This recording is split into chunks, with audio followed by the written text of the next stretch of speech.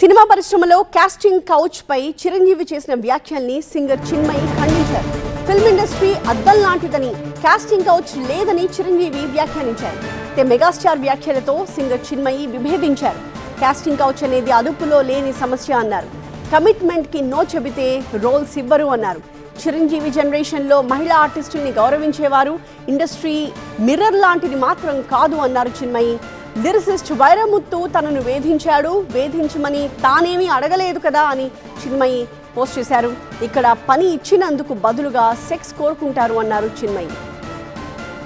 ఇటీవల మన శంకర్ వరప్రసాద్ గారు సినిమా సక్సెస్ మీట్లో మెగాస్టార్ మాట్లాడారు. ఫిల్మ్ ఇండస్ట్రీ ఒక అద్దం లాంటిదని, కాస్టింగ్ కౌచ్ అనేది లేదని, మన తెలుగు అమ్మాయిల్ని ఇండస్ట్రీలోకి రావాలని పిలుపునిచ్చారు చిరు. ఇక్కడ ఎవరైనా రాణించలేదు, ఇక్కడ ఏదైనా నెగిటివ్ పీపుల్ ఉన్నారు, ఇక్కడ మాకు ఇలాంటి బిట్టర్ ఎక్స్పీరియన్స్ జరిగి అంటే కనుక అది నీ తప్పిదం అవుతుందని నేను అనుకున్న ప్రకారంగా నేను నమ్ముతున్నాను. నువ్వు స్ట్రిక్ట్గా ఉండి సీరియస్గా ఉంటే కనుక ఏ ఒక్కటి అడ్వాంటేజ్ తీసుకోవడానికి ప్రయత్నించారు. ఎలాంటి ఏదంటే క్యాస్ట్ కావచ్చు అలాంటివి ఏమి ఉండవండి. నీ బిహేవియర్ బట్టి ఉంటుంది.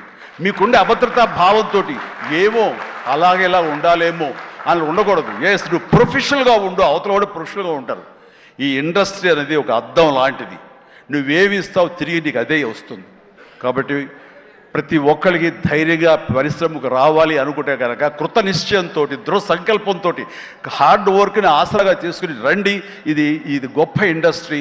మీరు అందరూ రాణిస్తారు, చేస్తారు. అది ఆడబిడ్డలు కానివ్వండి, మగవాళ్ళు కానివ్వండి, ఎవరైనా సరే. సో అది నేను వెల్కమ్ చేస్తున్నాను. దానికి ప్రత్యక్ష సాక్ష్యం సుష్మిత, అలాగే దత్తు గారి పిల్లలు స్వప్న దత్, ఇలాంటి వాళ్ళందరూ కూడా ఎంతోమంది